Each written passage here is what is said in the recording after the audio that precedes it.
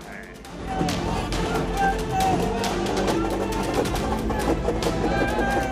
ममता बनर्जी का हराना बहुत जरूरी था।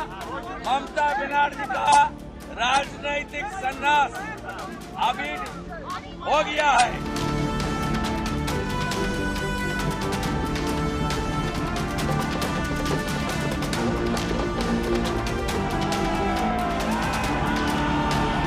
बंगाल की जीत के साथ गंगोत्री से लेकर गंगा सागर तक कमल ही कमल खिला हुआ है।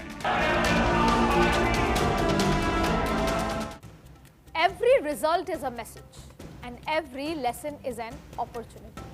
चुनाव होते हैं, नतीजे आते हैं, किसी की जीत, किसी की हार, किसी को मैसेज जनता दे देती है और किसी को अपॉर्चुनिटी मिल जाती है। पिछले 5 राज्यों के नतीजों में भी कुछ ऐसा ही हुआ है और इन नतीजों और इन चुनाव का जो सबसे बड़ा संदेश निकला है वो है बंगाल से। कहा जा रहा है कि बंगाल चुनाव के नतीजे अपॉर्चुनिटी और मैसेज से बढ़कर देश को बहुत बड़े बदलाव की तरफ लेकर जाएंगे। पर सवाल यह है कि कैसा बदलाव? क्या सिर्फ सत्ता का, या फिर नई सरकार के आने के बाद बंगाल में नई इंडस्ट्रीज लगेंगी, पलायन रुकेगा, महिलाओं पर होने वाले अत्याचार खत्म हो जाएंगे और लोगों की जिंदगी बेहतर होगी? देखिए, सच पूछिए तो बंगाल में बीजेपी ने इतिहास रच दिया है।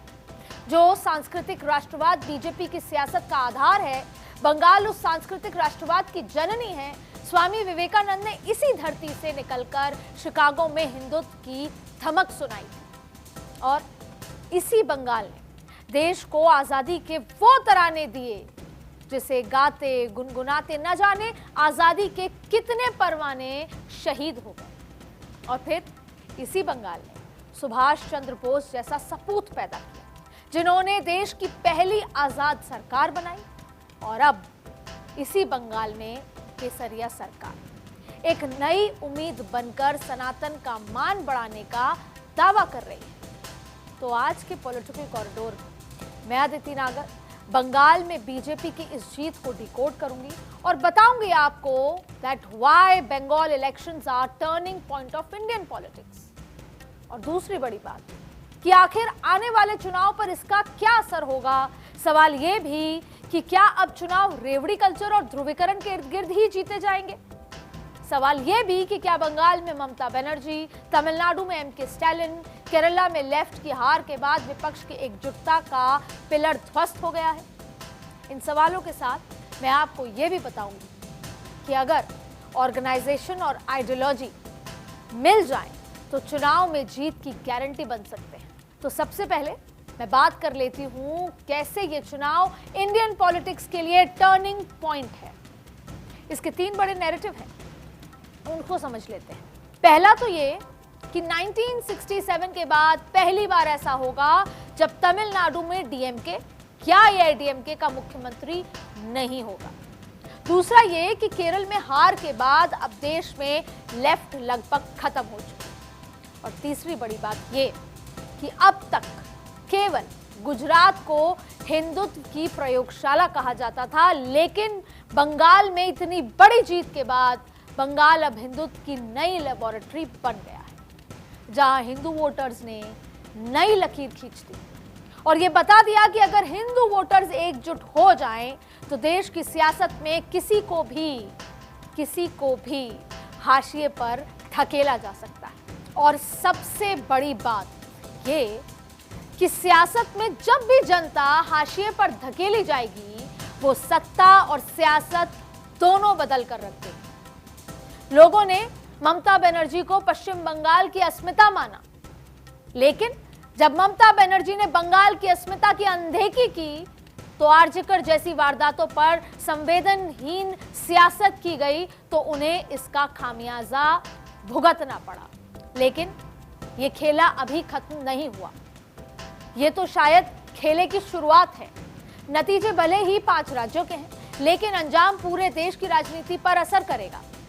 सिर्फ बंगाल में भगवा नहीं लहराया, सिर्फ असम में बीजेपी की हैट्रिक नहीं लगी है, सिर्फ तमिलनाडु में डीएमके का किला ध्वस्त नहीं हुआ और सिर्फ केरलम में लेफ्ट का सुपड़ा नहीं साफ हुआ, बदलाव की ये आंधी अभी और बड़ी कहानी सुनाएगी आपको, और इसके साथ भारत की पॉलिटिकल साइंस में एक नया चैप्टर जुड़ेगा और आने वाले समय तक उसकी बात होगी, उसको रेफरेंस की तरह यूज किया जाएगा और इसकी शुरुआत हो चुकी है। समझने के लिए इन नतीजों ने विपक्ष को कितना बड़ा डेंट पहुंचाया है, इसकी एक बिग पिक्चर देखिए आप। 2024 के लोकसभा चुनाव में एनडीए के सामने जो इंडी गठबंधन खड़ा हुआ था उसके 5 पिलर थे। Rahul Gandhi, Mamata Banerjee, MK Stalin, Tejashwi Yadav, Akhilesh Yadav. लेकिन आज चुनाव नतीजों के बाद इस गठबंधन के ये 5 पिलर कहां खड़े हैं? राहुल गांधी जो असम में फिर एक बार हारे, असम में कांग्रेस खत्म पर आ गई है और इसके साथ साथ उनका कद और कम हुआ। ममता बनर्जी बंगाल में हार के बाद अब उनके पास कुछ नहीं बचा, यानी सियासी साख खत्म हो चुकी है। स्टैलिन जिनकी डीएमके का बोरिया बिस्तर तमिलनाडु में सिमट गया है। बिहार चुनाव में हार के बाद तेजस्वी भी हाशिए पर हैं और अब बचे हैं अखिलेश यादव, जो 2027 में होने वाले यूपी विधानसभा चुनाव में अपनी साख बचाने की जुगत में। उनके लिए जरूरत है कि वो इस चुनाव में कुछ करिश्मा दिखाएं, वरना विपक्ष पूरी तरीके से खत्म हो जाएगा। विपक्ष के नाम पे सपा ही सिर्फ नजर आ रही है। और सिर्फ इतना ही नहीं, पूरे के पूरे विपक्ष की हालत ये है कि मायावती उत्तर प्रदेश में सियासत से कोसों दूर खड़ी है। उद्धव ठाकरे की बात करें तो महाराष्ट्र चुनाव के बाद राजनीति में उनकी हालत किसी से नहीं छिपी हुई। एनसीपी 2 टुकड़े हो चुकी है। जो एनडीए के साथ है वो अपनी जगह टिकी है और शरद पवार भी अब साइलेंट हो चुके हैं। अरविंद केजरीवाल भी दिल्ली से डगमगा चुके हैं, हट चुके हैं और पंजाब के हालात आपके सामने हैं। केरलम के नतीजे के साथ लेफ्ट का आखिरी किला भी खत्म हो चुका है। बीजेपी तो कहती ही रही है कि नेशनल इंटरेस्ट के लिए रीजनल पार्टीज खतरा है, क्योंकि वो अपने फायदे के लिए देश को नुकसान पहुंचाती है। तो एक तरह से बीजेपी का वो कहा अनकहा एजेंडा भी पूरे होने की तरफ है। हालांकि केरलम के नतीजों के बाद कांग्रेस को बधाई जरूर दी जानी चाहिए, लेकिन कांग्रेस को ये भी पता होना चाहिए या उनको ये समझने की जरूरत है कि वहां रीत ही कहती है कि सत्ता लगातार बदलती रहती है। पिछली बार पहली बार ऐसा हुआ कि 10 साल तक लेफ्ट रही। कांग्रेस की ये जीत किसी म्यूजिकल चेयर गेम से कम नहीं है। वहां की पब्लिक ने भी लेफ्ट से ऊब कर कांग्रेस को मौका दिया है, क्योंकि वहां पर विकल्प के नाम पर सिर्फ कांग्रेस थी। लेकिन याद रहे, बीजेपी का वोट परसेंटेज 11% से ज्यादा रहा। तो कांग्रेस को ध्यान रखना होगा कि अगर इन 5 सालों में गुड गवर्नेंस नहीं रही, गुड डिलीवरी नहीं रही, तो आने वाले समय में बदल सकता है कुछ। अगर वो जनता के मुद्दों से भटकी तो बीजेपी वहां भी पहुंचने में देरी नहीं लगाएगी। यानी उत्तर में तो बीजेपी पहले ही अपनी जड़ें जमा चुकी है और पूर्व में भी बीजेपी फैली हुई है, पश्चिम में भी बीजेपी का विस्तार हो चुका है और अब दक्षिण की तरफ भी तेजी से बढ़ रही है। एक तरह से बीजेपी जो सपना देखा था पैन इंडिया पार्टी का, वो भी पूरे होने की तरफ है। ये कहना गलत नहीं होगा कि बीजेपी आज अपने स्वर्णिम काल में है। 22 राज्यों में बीजेपी एनडीए की सरकारें हैं। ये पूरा भी इसलिए हो रहा है क्योंकि बीजेपी ये जानती है कि नामुमकिन को मुमकिन में किस तरीके से बदला जा सकता है। और इस बीजेपी की इस कला के पीछे का राज सिर्फ 2 शब्दों में छिपा हुआ है। पहला ऑर्गेनाइजेशन और दूसरा आइडियोलॉजी। ये 2 फैक्टर्स मिलकर किसी भी राजनीतिक पार्टी को कहीं भी पहुंचा सकते हैं। विपक्ष के पास आइडियोलॉजी नहीं है और ऑर्गेनाइजेशन भी नहीं है, इसलिए विपक्ष कहां खड़ा है ये किसी से नहीं छुपा।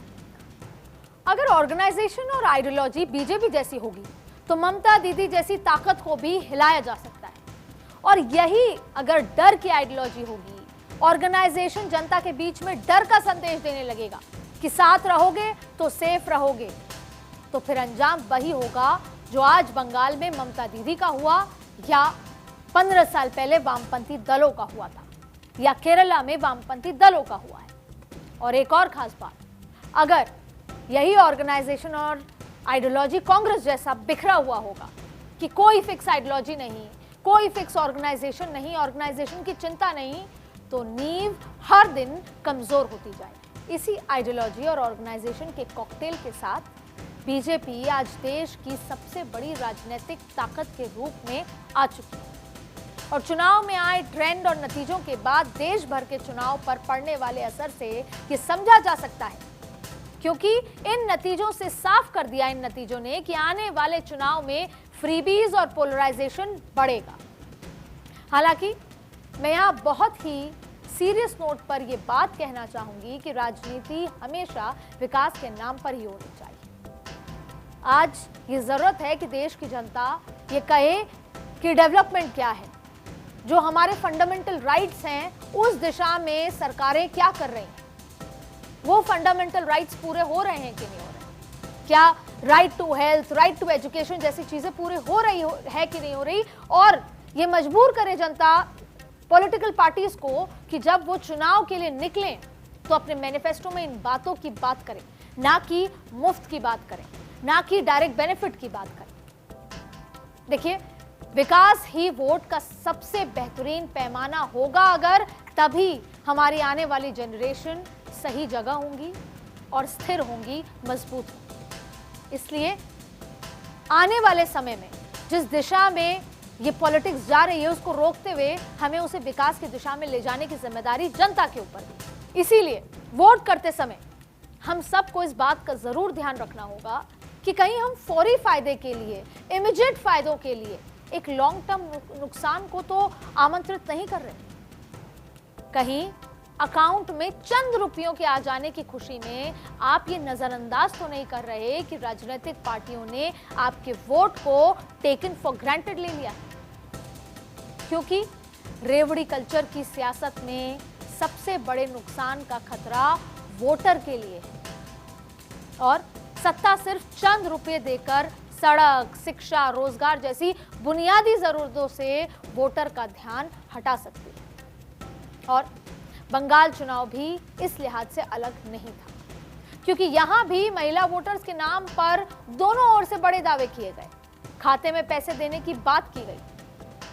खैर, बंगाल ने बीजेपी पर भरोसा किया, पर इन चुनाव के बाद एक बार फिर कांग्रेस आलाकमान के लिए मंथन का समय है। ये बात अलग है कि शायद दशकों हो गए वो मंथन करना छोड़ चुकी है।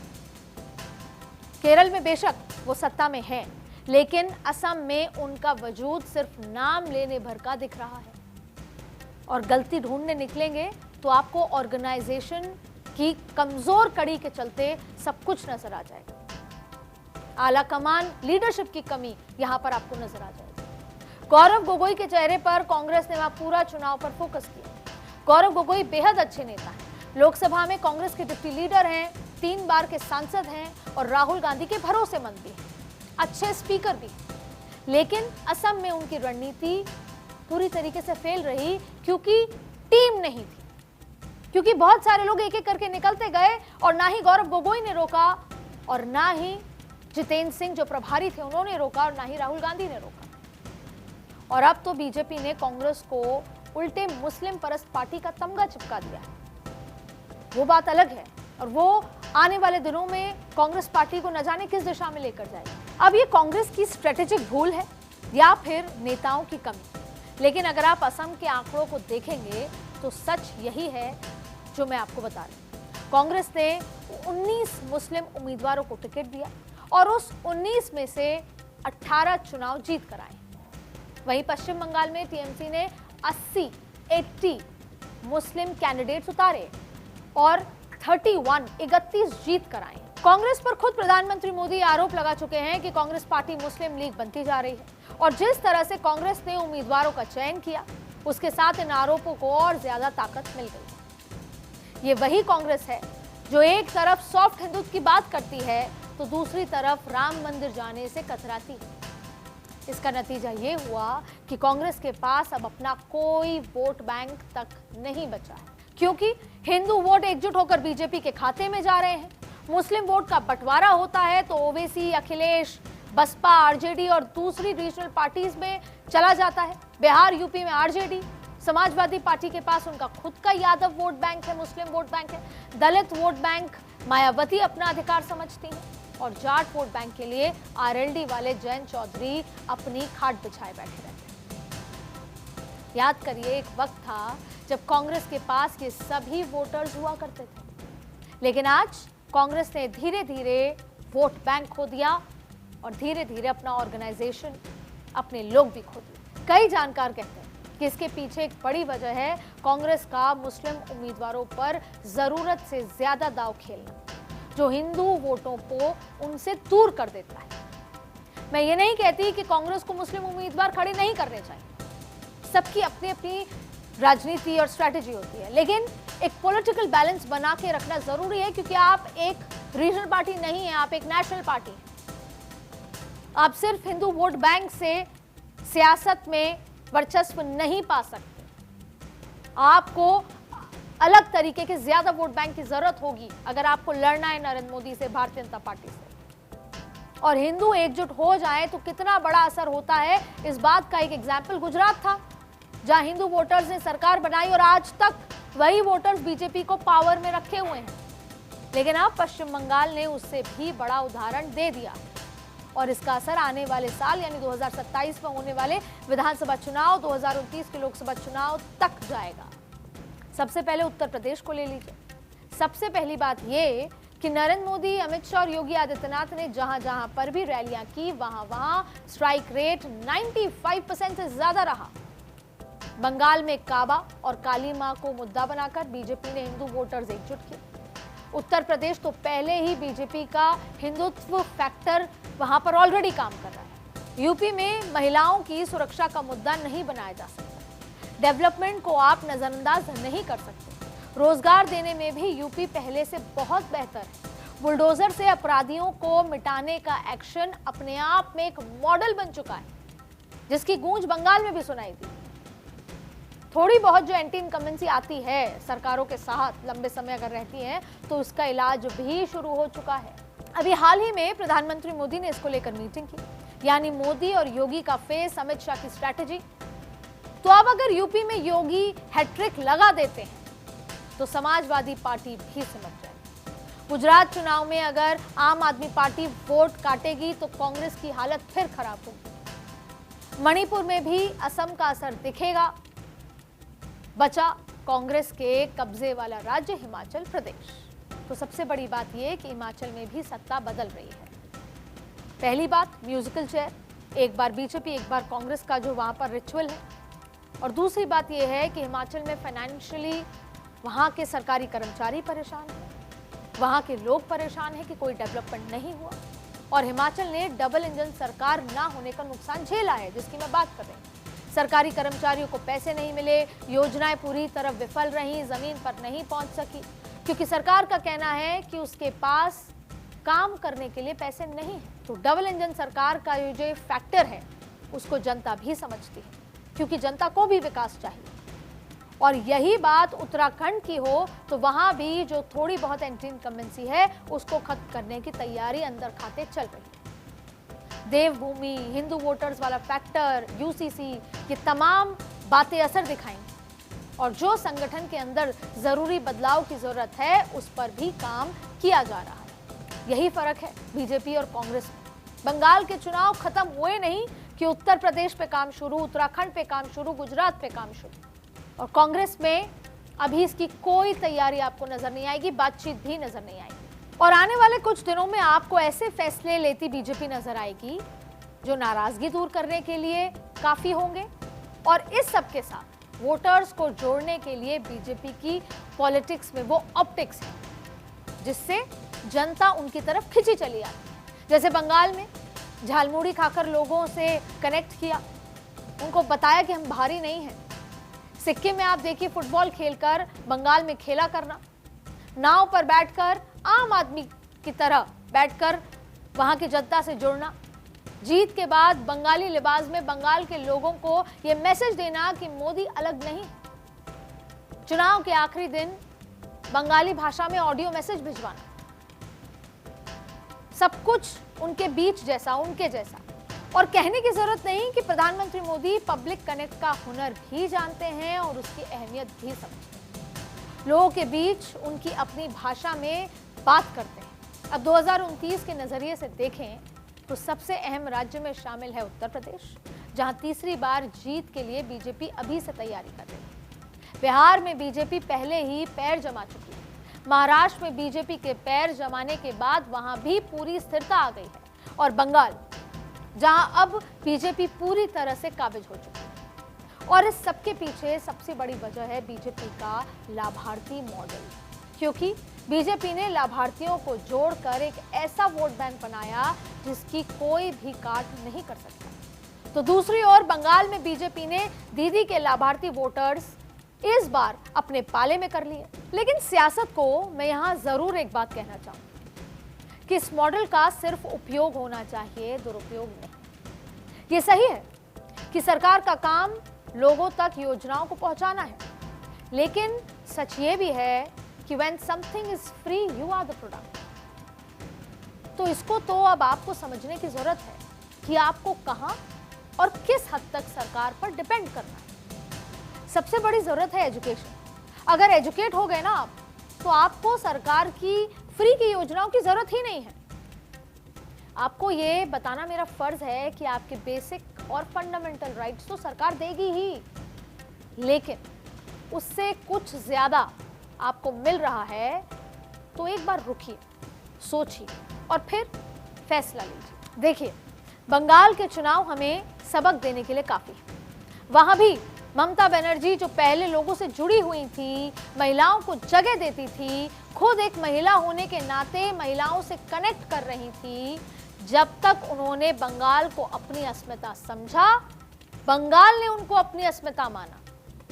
लेकिन जैसे ही वो जनता से दूर हुई, जनता भी उनसे दूर होती चली गई। इसीलिए राजनीति को ये नहीं भूलना चाहिए कि वो जनता के लिए हैं, तो जनता से जुड़ने की डोर को पकड़ कर रखें, नहीं तो सत्ता का मोह छूटे ना छूटे, सत्ता का साथ जरूर छूट जाएगा। और शायद इसीलिए ममता बनर्जी को परेशानी हो रही है, रिजाइन करने से मना कर रही हैं, क्योंकि वो समझ नहीं पाई कि उनसे क्या क्या गलतियां पिछले समय में सत्ता में रहते हुए होती गईं और जनता ने उन्हें हाशिए पर धकेला। आज के पॉलिटिकल कॉरिडोर में बस इतना ही।